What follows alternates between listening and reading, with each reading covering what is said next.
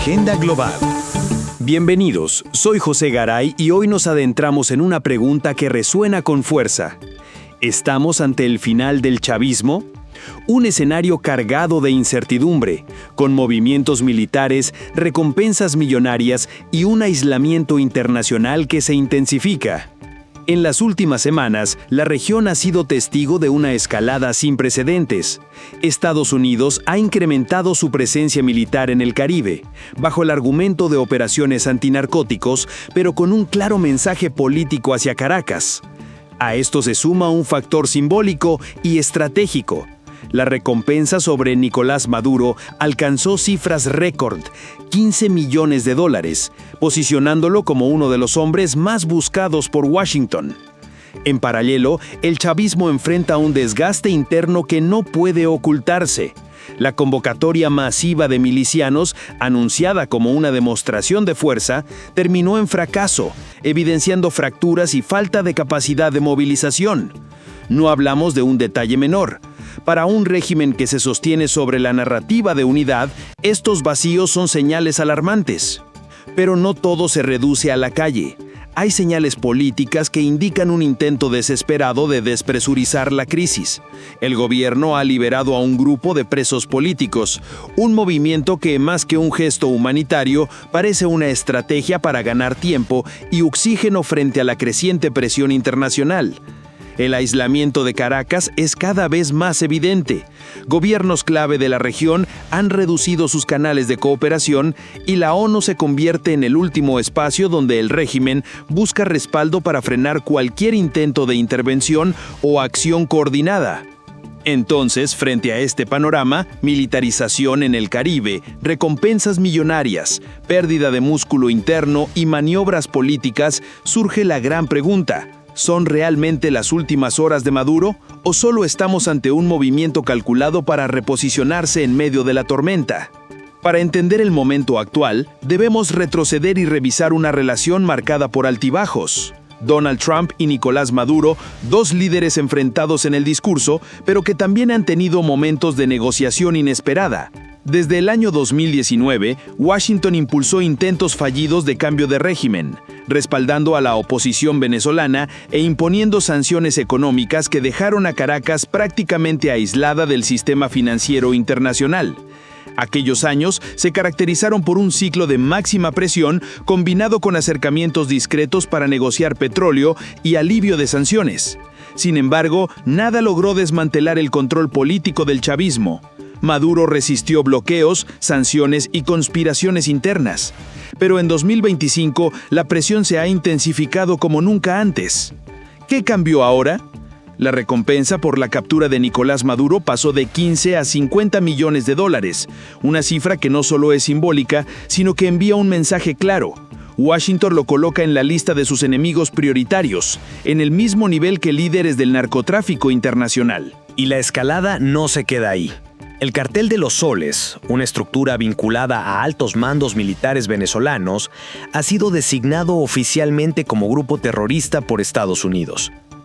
Esta etiqueta cambia por completo el escenario, porque abre la puerta a operaciones extraterritoriales similares a las que Washington ha usado contra organizaciones como Al-Qaeda o ISIS. En otras palabras, ya no se trata solo de sanciones, sino de una justificación legal para actuar fuera de sus fronteras. En paralelo, operaciones militares se intensifican cerca de Venezuela. El Pentágono no habla de invasión, pero la presencia de buques de guerra y ejercicios conjuntos en el Caribe envía un mensaje inequívoco. La presión ya no es solo diplomática, es militar. ¿Por qué este giro ahora? Hay varias razones.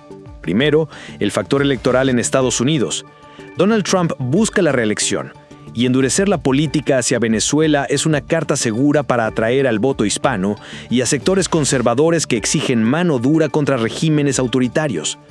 Segundo, la crisis migratoria, con miles de venezolanos llegando a la frontera sur, se ha convertido en un tema central del debate político. Y tercero, el narcotráfico. Informes de inteligencia aseguran que rutas controladas por cárteles mexicanos pasan por Venezuela, reforzando la narrativa de que Maduro no solo es un dictador, sino un actor clave en el crimen organizado internacional. Con este contexto, Las acciones recientes no son aisladas. Son el resultado de una estrategia diseñada para aislar a Maduro al máximo, erosionar sus apoyos internos y quizá preparar el terreno para un cambio de poder. Pero, ¿será suficiente para quebrar la estructura del chavismo? En la siguiente parte, analizaremos los riesgos de un colapso interno, las opciones del régimen y lo que realmente podría pasar en los próximos meses. Llegamos al punto más crítico de este análisis. ¿Qué viene para Nicolás Maduro y para el chavismo en los próximos meses? Hoy, los escenarios se reducen a 3 caminos principales, cada uno con riesgos, oportunidades y consecuencias profundas para Venezuela y la región. El primer escenario es un golpe militar interno o una entrega pactada. ¿Por qué podría ocurrir? La recompensa récord de $50 millones es un incentivo enorme para actores dentro del círculo de poder. Además, para muchos militares y altos funcionarios, un pacto que les garantice inmunidad, seguridad económica y reconocimiento político podría resultar más atractivo que hundirse con el barco. Un cambio interno permitiría a Estados Unidos y a la comunidad internacional negociar con una transición relativamente ordenada y evitaría un conflicto abierto. Sin embargo, el chavismo ha demostrado que controla férreamente a las Fuerzas Armadas mediante lealtades personales y beneficios económicos. ¿Habrá alguien dispuesto a traicionar antes de que sea demasiado tarde? Ese es el dilema. El segundo escenario, mucho más polémico, es una operación militar selectiva, lo que en Washington llaman una intervención quirúrgica, la captura o abatimiento de Maduro en una acción rápida. ¿Hay precedentes? Sí. El más recordado, Panamá, 1989, cuando Estados Unidos ejecutó la operación Causa Justa para capturar a Manuel Noriega. Pero este escenario implica riesgos enormes, violaciones a la soberanía, posible reacción armada en Caracas y un costo político internacional altísimo. Además, Venezuela no es Panamá. Su geografía, sus alianzas con Rusia e Irán y la presencia de grupos armados hacen que cualquier intervención sea un salto al vacío. ¿Se atrevería Washington a dar ese paso? Por ahora parece más un recurso disuasivo que una opción inmediata, pero no se puede descartar, sobre todo si se percibe que el tiempo juega en contra. Y la escalada no se queda ahí. El Cartel de los Soles, una estructura vinculada a altos mandos militares venezolanos, ha sido designado oficialmente como grupo terrorista por Estados Unidos. Esta etiqueta cambia por completo el escenario, porque abre la puerta a operaciones extraterritoriales similares a las que Washington ha usado contra organizaciones como Al-Qaeda o ISIS. En otras palabras, ya no se trata solo de sanciones, sino de una justificación legal para actuar fuera de sus fronteras. En paralelo, operaciones militares se intensifican cerca de Venezuela. El Pentágono no habla de invasión, pero la presencia de buques de guerra y ejercicios conjuntos en el Caribe envía un mensaje inequívoco. La presión ya no es solo diplomática, es militar. ¿Por qué este giro ahora? Hay varias razones. Primero, el factor electoral en Estados Unidos.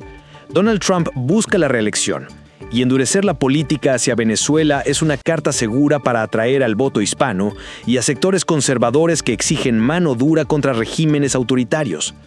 Segundo, la crisis migratoria, con miles de venezolanos llegando a la frontera sur, se ha convertido en un tema central del debate político. Y tercero, el narcotráfico.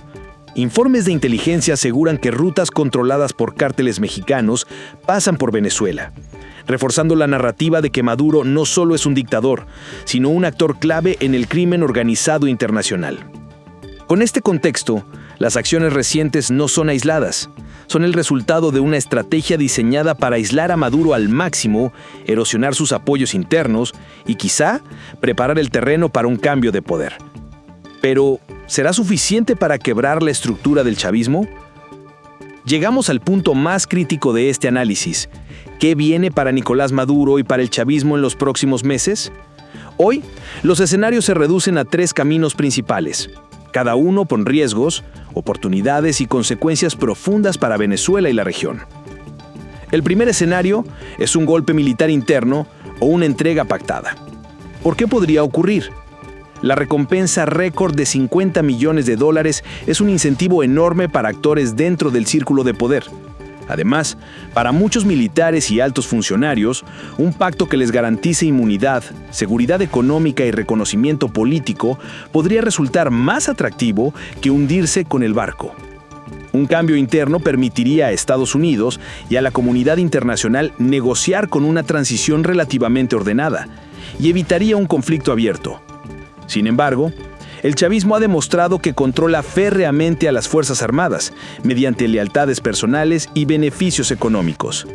¿Habrá alguien dispuesto a traicionar antes de que sea demasiado tarde? Ese es el dilema. El segundo escenario, mucho más polémico, es una operación militar selectiva, lo que en Washington llaman una intervención quirúrgica, la captura o abatimiento de Maduro en una acción rápida. ¿Hay precedentes? Sí.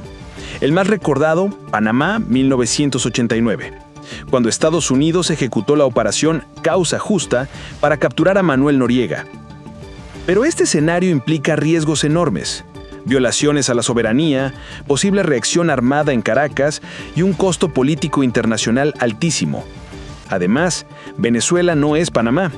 Su geografía, sus alianzas con Rusia e Irán y la presencia de grupos armados hacen que cualquier intervención sea un salto al vacío. ¿Se atrevería Washington a dar ese paso? Por ahora parece más un recurso disuasivo que una opción inmediata, pero no se puede descartar, sobre todo si se percibe que el tiempo juega en contra.